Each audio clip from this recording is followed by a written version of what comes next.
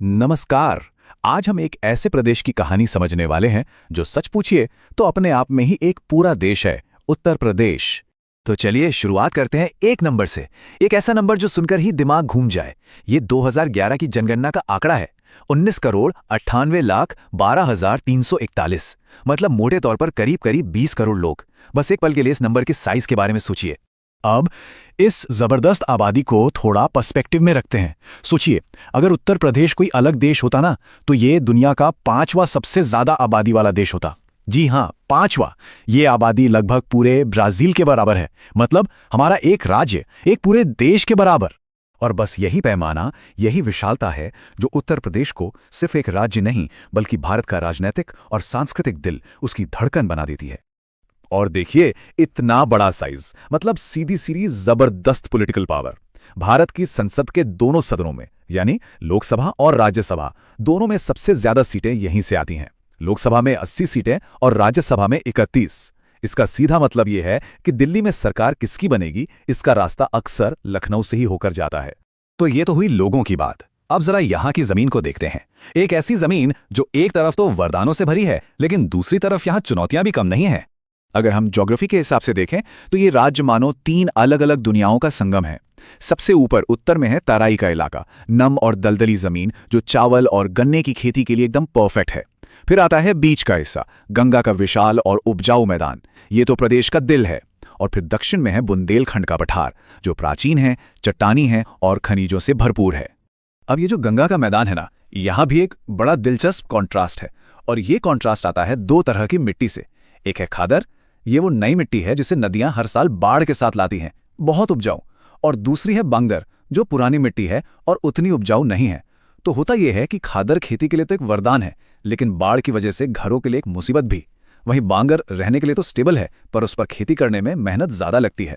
लेकिन जमीन का यह विरोधाभास तो कुछ भी नहीं है। असली और शायद ज्यादा गहरे विरोधाभास तो यहाँ के लोगों की कहानी में देखने को मिलते हैं। यहाँ भारत के कुछ सबसे बड़े और ऐतिहासिक शहर हैं, लखनऊ, कानपुर, वाराणसी, आगरा। लेकिन इन सबके बावजूद उत्तर प्रदेश का दिल आज भी गांवों में ही बसता है। 2011 के आंकड़े बताते हैं कि लगभग 78% आबादी गांवों में रहती थी, और ये बात यहाँ के पूरे सोशल फैब्रिक को तय करती है। और इसी सोशल स्ट्रक्चर में एक बहुत बड़ी चुनौती साफ साफ दिखती है, और वो है लिटरेसी रेट में। जहां पुरुषों की साक्षरता दर 77% के करीब थी, वहीं महिलाओं की दर सिर्फ 57%। ये जो 20 पॉइंट का सीधा सीधा गैप है ना, ये एक बहुत बड़ी सामाजिक सच्चाई को दिखाता है। लेकिन रुकिए, ये जो बड़े बड़े स्टेट लेवल के आंकड़े हैं ना, ये भी पूरी कहानी नहीं बताते। असली चौंकाने वाली बातें तो तब सामने आती हैं जब हम जिला लेवल पर जूम इन करते हैं, जहां हमें पता चलता है कि आर्थिक तरक्की का मतलब हमेशा सामाजिक तरक्की नहीं होता। एक उदाहरण लेते हैं गौतम बुद्ध नगर का, जिसे हम सब नोएडा के नाम से बेहतर जानते हैं। यह जिला पूरे प्रदेश में सबसे ज्यादा लिटरेसी रेट का दावा करता है, 80% से भी ज्यादा।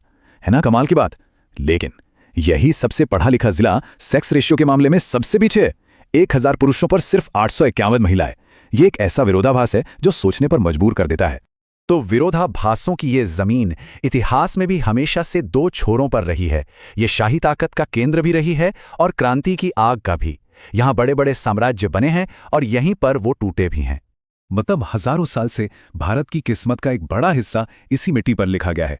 सोचिए, वैदिक काल का ब्रह्मर्षि देश यही था, फिर शक्तिशाली गुप्त साम्राज्य का कोर एरिया भी यही था, मुगल साम्राज्य का दिल तो यही धड़कता था, आगरा और फतेहपुर सीकरी में। और फिर 1857 में जब आज़ादी की पहली लड़ाई की चिंगारी भड़की, तो वो भी यही मेरठ से ही भड़की थी। और ये जो मिलीजुली संस्कृति है ना, इसकी कहानी तो राज्य के सरकारी चिन्ह में भी छिपी है। उसमें 2 मछलियां हैं जो अवध में मुस्लिम शासन को दिखाती हैं।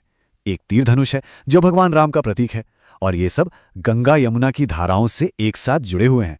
मतलब एक ही चिन्ह में पूरा इतिहास और संस्कृति समाई हुई है।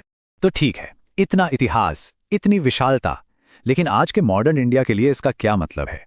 ये प्रदेश आज कहाँ खड़ा है? आज की तारीख में उत्तर प्रदेश भारत का एग्रीकल्चरल पावर हाउस है। मतलब ये सिर्फ कुछ फसलें नहीं उगाता, बल्कि एक तरह से पूरे देश का पेट भरता है। सोचिए, देश का 35% से ज्यादा गेहूं यहीं से आता है। और सिर्फ गेहूं ही नहीं, दूध, आलू, आम, इन सब के उत्पादन में भी ये देश में नंबर 1 है। और गन्ने की तो बात ही क्या करें। इसका तो ऐसा दबदबा है कि देश का लगभग आधा, जी हाँ, लगभग आधा गन्ना यहीं पैदा होता है। इसीलिए तो इसे भारत का चीनी का कटोरा या शुगर बोल ऑफ इंडिया कहते हैं। और ये सिर्फ एक नाम नहीं है, ये देश की फूड सिक्योरिटी में इसके जबरदस्त रोल को दिखाता है। तो ये हुई खेती किसानी की बात।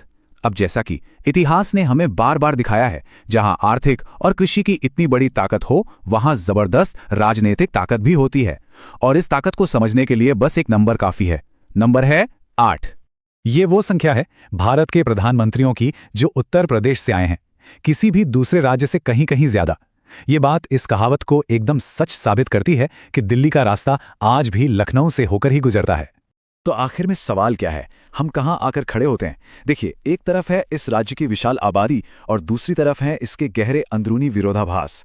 ये दोनों चीजें मिलकर एक बहुत बड़ा मौका भी बनाती हैं और एक बहुत बड़ी चुनौती भी। इसीलिए उत्तर प्रदेश आगे किस रास्ते पर जाएगा, ये सिर्फ उत्तर प्रदेश का भविष्य तय नहीं करेगा, बल्कि ये पूरे भारत का भविष्य तय करेगा। तो सबसे बड़ा सवाल यही है, क्या ये प्रदेश भारत का इंजन बनेगा या उसका लंगर? और इस एक सवाल का जवाब पूरे देश का मुस्तकबिल लिखे।